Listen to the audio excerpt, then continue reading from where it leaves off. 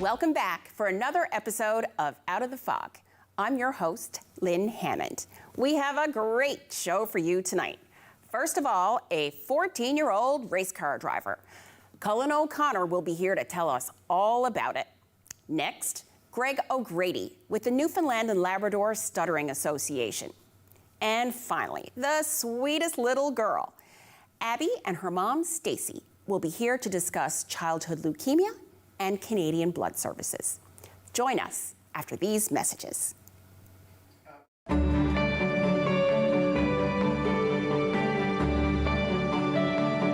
watching Rogers TV, St. John's.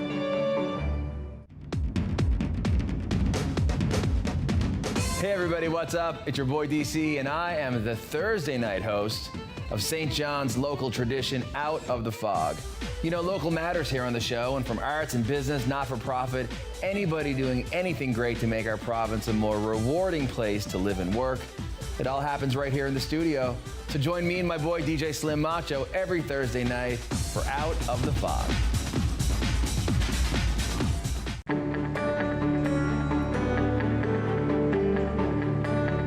You're watching Rogers TV, St. John's. And we're back with Cullen O'Connor. Hey Cullen, thanks for joining us tonight on Out of the Fog. No problem. So, 13-year-old race car driver. I mean, your mom and I are friends on Facebook, and I saw 100 recipes in 100 days. That was pretty cool. You know, the next thing I turn on Facebook, and you're playing like electric guitar. And this summer, you decided you were going to be a race car driver. So, how did that happen? Well, I went out to Eastbound Speedway one day, and I decided, hey, this looks fun. Mm-hmm. So I looked up on their website, looked up on their Facebook page, found some phone numbers, started calling, and there just so happened to be a car available. So we went over to check it out. We got it without an engine. Then we went over to the Healy's, who were already a racing family. Yeah. You know, they helped us out a bunch, got us an engine, brought us out practice, and then we just started racing and followed it from there. But I mean, really, like, lots of kids like cars. I mean, lots of boys your age might go, hey, I'd love to be a race car driver. I mean, there's got to be a lot involved to actually make that happen. I mean, you don't go out Campbell Road and pick yourself up a race car. I mean, no, you don't. Well, these are usually made in the U.S. and Nova Scotia. Those were really big racing. Yeah. And usually have to import them, but I was lucky enough that someone was moving up to another level and was selling their car. Yeah. So it was kind of perfect timing. But like, you don't have a driver's license, so like, did you have to learn how to drive? Like, where do you even start with that? Well, when I was younger, I used to play games and still do, like racing games, stuff like that, so I kind of already knew like how to drive. Yeah. And since it's a closed course, right, and it's just a little car, you don't need a driver's license to drive one. So. Right. But you kind of got to figure it all out. So how quickly did you adapt? Like, how quickly did you learn? Did you feel pretty natural? Yeah. How fast does this car go? So at the end of a straight, into a corner, it goes maybe 120, 130 kilometers an hour. Yeah. So you're able to kind of control the adrenaline rush of that. Like, is that? Yeah. Well, with the adrenaline, it kind of goes into more to focus. Okay. So you don't really feel the rush as much, but it's still there. Yeah, I mean, it's pretty fast. Like, you've got your helmet here, and there's a neck guard on it, and it's not fooling around. I mean, I would think you had to kind of go through almost like a safety training process too, did you? Yeah, well, there's it's more personal. You kind of have to, I practiced taking off the suit, the helmet, everything a bit so I could get into the group of it, but it's you practice, and then everyone they check some stuff over to make sure everything's safe. So yeah. Wow, so that's pretty cool. So how many? So there's 3 divisions, right? Is that right? There's 4 divisions. 4 divisions. Okay, so how many are in your age group? Like, what is your age group? Well, right now there's 2 classes. There's rookies and then there's veterans. Right now in my class, there is 5 drivers. Okay, so are they all your age, or are they older? Well, the youngest in there, I think, is 8 years old. What? What? Yeah. Wow, I never would have guessed. Yeah, and then I think I'm tied for the oldest. Wow. And so you've had a lot of community support too, right? Yeah, a lot of people have helped me out, especially my sponsors like Kian and my smaller ones helped me out a lot. And I was lucky to get them as my sponsors. That's amazing. And so, you know, like, what are your friends saying about this? Well, they're pretty excited for me, and they, like, every weekend they always ask, oh, how did you do, that type of stuff. They're always keeping in, checking in on me and that type of stuff. But it's really fun, and you always make a bunch of new friends out there at the track anyways. Oh, for sure. And so they're public events, right? Like people can come and see them, and you know, Yeah, were your parents terrified? I would be terrified. Yeah, especially my mom, she was very scared. Yeah. At the beginning, but I think she's warmed up to it. And yeah, this is a public event. You can pay maybe like $20, bring your family out and watch some racing. Wow. And so how many races did you do this summer?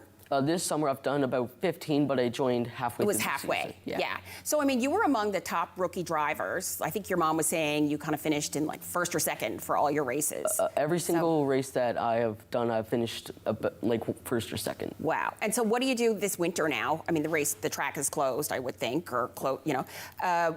What do you do to get ready for next year? Well, sometimes, I personally like to get in a mindset and try and come up with new ideas how to better myself for next season and stuff like that. Yeah. So, and you were saying there's different people do different things. Like there's different kind of training technology you can use. So there's like online stuff like iRacing, like simulators. Some people just try and get some more connections. So everyone does something different. Amazing. Yeah. So what do you say to kids who want to pursue a big dream and not, you know, in their 20s? Like they want to kind of try something really cool now. Well, if a kid that's 8 years old wanted to try this out, well, obviously you need your parents' permission. For sure. Because an 8-year-old isn't going to go out, buy a car, all that stuff. Yeah. But get your parents on board, get some sponsors, and then come out. Yeah. Listen, I tell my kids, don't ask, don't get. You got to bring it up, right? And I mean, you never know what'll happen. Yeah. Thanks so much, Cullen, for coming in and sharing all this incredible information about race car driving. Yeah, thanks so much for having me. You're welcome. We'll be right back after these messages. Hi, I'm Carl Wells, getting ready to record another edition of Carl Wells Point to Point. It's a program where I chat with members of our community, and they talk candidly about their lives and careers, from their earliest dreams to their greatest triumphs. I think you'll find it informative and entertaining. Please join us for Carl Wells Point to Point, right here on Rogers TV. That he fell. Whoa, I'm not driving. I'm way too stoned. How are you feeling, Beer? Oh, since we had that talk, I'm not driving tonight at all. What about you, Dave? You only had a couple of drinks. And only a couple of puffs. I don't drink and drive. No way I'm getting behind the wheel when I smoked weed, too. How are we getting home, then? Oh, you can drive, Dave. Come on, Dave. Take one for the team, buddy. Don't let weed and alcohol influence your decision to drive. Yeah, I need a ride. And we're back, this time with Greg O'Grady. Thank you so much for joining us today, Greg. You're welcome. Thank you very much for having me, Lynn. I really appreciate that. And so, you know, it's not easy for you to come on Out of the Fog today. We're going to be talking about stuttering, something that, you know, for people who stutter, you know, often major communications activities can really be a challenge. Correct, Lynn, correct. I do, as you know, I am a person who stutters, and I'm a severe stutterer. So during this interview today, Lynn, I will be focusing on two of my targets that I learned in speech therapy through the Speech and Stuttering Institute in Toronto. And these are stretched syllables and a full breath target. So this is just one of 8 targets that will help me to manage my stuttering, because there's no cure for stuttering. So this will help me to manage my stuttering. And so so is it a stutterer? Is that like, what's the right language around Well, it? we always say PWS, a person who stutters. Yeah. Okay. Yeah. And so as a child, you stuttered. I did, yeah. Most of the people young kids, stuttering starts around between 2 to 3 years old, and then a lot of the young children grow out of it, but a lot of people that stutter it stays with you into preschool, school age, adolescents, seniors, and adults. It stays with you. And so you didn't have access, say, as a school-age child, to some of the services that might be available today.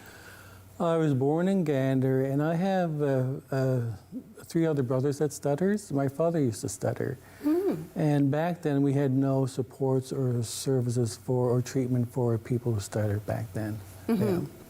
And I only got treatment when I moved to Toronto through the Speech and Stuttering Institute. And go ahead. Oh, sorry. And so you were telling me that, that was a real time of really profound change to go through that process. It was, because I knew at a younger age that I had trouble speaking, and I was very embarrassed about it. And then I sort of became very quiet. I just blended into the furniture, let's say. I would avoid social situations. I used to dread having a teacher ask me questions, because there's a lot of emotional components to stuttering as well. We compare stuttering to an iceberg. The tip of the iceberg is the actual stuttering. That's the my name is, prolongations, and repetitions, but there's also secondary characteristics to the tip of the iceberg, which is a 10%,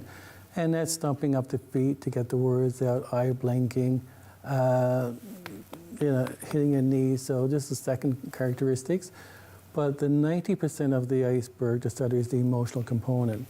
What the listener doesn't see, like the listener sees the physical facial expressions, the blockages, but they don't see what the person who stutters goes through emotionally, which is shame, embarrassment, sense of isolation, alienation. So this is an emotional component, and this unfortunately is not often addressed in therapy, And so perhaps sometimes, because of the misunderstanding around stuttering, that people, may have, misconceptions. They don't understand that, for example, it's not related to, your cognitive awareness. It's not, sometimes people make assumptions that are incorrect. I would think that there's probably a fair amount of, bullying and, that sort of thing that is often experienced by people with stuttering. Yeah, definitely. There's a lot. See, stuttering, it is a quality of life issue, and the people who stutter in Newfoundland preschool, school age, seniors, adolescents, and adults are an underrepresented population within Newfoundland. And you're right, see, so the NLSA Collaborative and the Newfoundland Labrador Stuttering Association were building awareness. And you're right, there's a lot of bullying, there's a lot of misunderstanding, and we're here to try to build awareness and to educate, understand, and just to enhance people's awareness of stuttering. So there's no judgment, there's no bullying, so people are more educated about stuttering. And so the collaborative, that's with Memorial University, or is it the linguistics department? This is what we're doing now, Lynn. You see, the NLSA Collaborative is a research arm of the Newfoundland Labrador Stuttering Association. So we're Dr. Paul Decker, who is the Associate Professor of Linguistics at MUN, we have developed 4 surveys. And there's a survey for speech-language pathologists, for parents and caregivers of people who stutter. We have a survey for people who stutter and for teachers. Now, the reason why we have developed these surveys is that we need this data to, as evidence that, yes, there are deficits in gaps in services for people who stutter. And there's a deficit. We know these deficits exist. For example, there's no specialized subsidized treatment for preschool, school age, adolescents, seniors, and adults who stutter. There's also a problem with waiting lists, extensive waiting lists for treatments. There's also the need for more SLPs. You see, we're advocating not only for people who stutter for treatment and services, we're also advocating for SLPs and teachers because there's a shortage of SLPs within the province. They have long waiting lists. Teachers, there's a problem with teachers being supported to help their students who stutter. Parents are struggling as well. There is a lack of services for the mental component of people of the stuttering, below the surface of the iceberg. And so we need this data to really sort of to advocate for the government when we're looking for funding for additional supports and services. And so we need the Minister of Education, the Minister of Health to really advocate and support completion of these surveys. So the surveys will be sent out to health and to schools and to have them complete the surveys. So once we get the surveys back, we're going to analyze the data and then prioritize where the needs are, because there are so many needs. And so once we have the priority, then we'll approach the levels of government to help us address these gaps in services. So if people don't, if people recognize that they're a parent of a child who stutters, or a teacher, or healthcare professional, they can go online and do these surveys as well if they don't come to them through their workplace? These surveys are all online, and so they will be sent out through the school system. They'll be sent out through the NLSA, which is the Newfoundland Labrador Association of Speech Language Pathologists and Audiologists, so they'll be sent out to their membership. And we're hoping that they're in the process of being distributed now to the school system. And so we really need these surveys to be completed, because we need the data, because when we first started the Newfoundland Labrador Stuttering Association, we went out to various agencies, and we sort of, these issues have been brought to our attention through speech language pathologists, through parents, teachers. We have several SLPs with speech language on our board. So these issues, the gaps in service delivery does exist. However, so when we're doing a road show with various agencies, they ask, Greg, what data? Where's the data? And so we need we need this data as evidence. That data is so important. So, it's certainly our pleasure to help you spread the message. The website was here on the screen as we were talking, and we'll certainly be sharing it through our social media channels. And thank you very much for your support, Lynn. It is my absolute pleasure. Take care. And we'll be right back after these messages. If you have a comment about this program, we'd love to hear it. Email or call us, or send us your feedback through social media. And we're back, this time with a special little girl named Abby. Hi, Abby. And her mom, Stacy. Thanks so much for joining us today. Thank you for having us. And so, Abby actually has her own team. And lots of little girls don't get to have their own team. So maybe your mom can tell us why it's so important that you have a team around you. Abby was diagnosed when she was 5 with leukemia.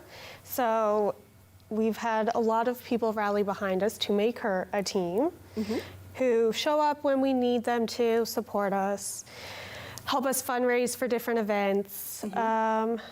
She just has a lot of people behind her, a big community behind her. So we call them her team, right? Yeah, right. That's fantastic. And so, of course, one of the organizations that's so important to you and to Abby is Canadian Blood Services. Very much so. so. How is that important to her condition? So with leukemia, it's a cancer of the blood. So the first thing that Abby needed before she was even fully diagnosed was 2 transfusions. And then since then, she has needed several more to just keep her pretty much alive. But anyone with leukemia needs several blood transfusions throughout their treatment to keep them alive.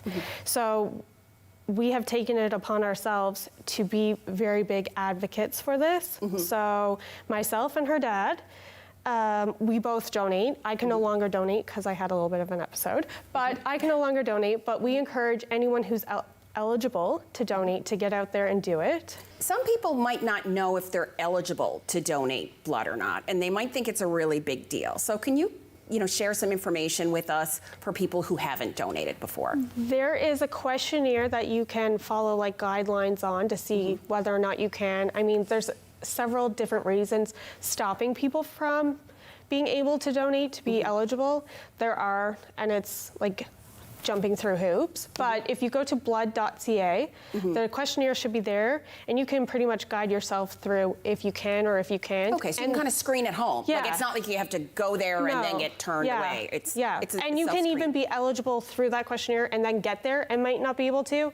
Your hemoglobin could be low, you might just not be feeling well that day, like anything like that. There could be a number of things that stop you at the door as well, but I mean, getting your foot in through the door is a better step than not. Right. And so, you hear periodically through the year, that there's, a demand, often particularly in the winter for blood. So, this is something that can be done throughout the year. Yes, absolutely. Females have a longer time in between, and males have a shorter time, but like when I was able to do it, I was doing it every, I think it's 87 days on the day, because you need your body to recover. And like they say, it's in you to give. It does replenish itself. Yes, it does replenish itself. Yeah. So I was just doing it every time I could, and I downloaded the app, and then it tells me every time I can, so I just make the appointment and I go. Yeah. There's an app for everything these days. There's an app for everything. And so what other kinds of awareness activities and fundraising initiatives are you involved in? We do a lot for Leukemia and Lymphoma Society of Canada. They do a major fundraiser every year called Light the Night. We are currently in the middle of that. Last year we were the top fundraising team for Friends and Family. Oh, good. We raised over $6,000, right? And that's for your grandfather as well, is that right? Her great-grandfather, Her great-grandfather, okay. Yeah, he had leukemia. He passed away from leukemia, but we have been doing it before Abby was diagnosed. So 2 years before she was diagnosed, she was doing walks for it without even, and now this year, well, since last year, it's had a whole different meaning. Yeah, of course. Yeah. Yep. And so I also heard that for a couple of years, you had a pizza of the week at Piatto. Did you have a pizza? That is pretty incredible. What came on your pizza? No. She does pepperoni and peppers and 2 different kinds of cheese. And this year she made a little bit of a remix and added bacon. And so Piatto will donate $2 from every pizza bought throughout that week. Oh, great. Towards our fundraising efforts. Yeah. Right? And last year Piatto actually matched their donation. Well, the owner of Piatto matched the donation. So we ended up with that. $1,000 from them last year. And so is most of the care able to be, the healthcare services able to be provided here in the province? For Abby's cancer? For Abby's care. Yes. Yes, for hers. Now, if she was to need like a bone marrow transplant, no. But luckily she hasn't, and most likely won't. She's in maintenance now, so though she still has 10 months left to go, it's kind of smooth sailing, or hopefully smooth sailing from here on out. And she goes to school in grade 2. She goes to school, she's in gymnastics, she's in horse lessons, she goes to brownies. Trying to be like a regular kid. Yeah. Right? Yeah. Right. And she likes, is it called a LOL doll or LOL? LOL. Oh, good. An LOL doll, right? Right. And so what other kind of services of, support, have you needed throughout, There's been a lot of fundraisers for us in general as a family, as I've been off work since she's been diagnosed. Her dad still works, so that really helps us, hey? But a lot of, like, there's been a very large community support where they have done big fundraisers for us. So that has helped us, hey? Right. Yeah. Yeah. That's great. And so, what's next? What's next in her path to, treatment and recovery? Well, she goes to the hospital every month. She has a port under her skin here. She gets that hooked up and they need to flush it. So she goes there once a month for that. And then she goes every 3 months for a lumbar puncture. So they put her to sleep, put a needle in her back, and she gets chemo in the hospital then. But she does take chemo at home every single day, every single night. And so, overall, what's some of the things that people at home, watching you tonight, what can they do to be helpful? I guess the number one thing is screen themselves to find out if they can be a blood donor. I definitely encourage everyone to try and donate blood, or even if they can't donate blood, then maybe someone else in their family could. Just getting the conversation started really helps people be like, I can do this. So that's a big step, right? And really being brave, hey. Are you brave? You're strong, aren't you? She is. That's She's a very fantastic. strong girl. Thank you so much for being with us today, Abby. And to your mom, Stacy, of course. Thank you for having us. You're welcome. And we'll be right back after these messages. If you have a comment about this program, we'd love to hear it. Email or call us, or send us your feedback through social media. Thanks for joining us for another episode of Out of the Fog. Did you know that you can watch past shows? Check out rogerstv.com and just search for Out of the Fog. Join us next time. Stay safe.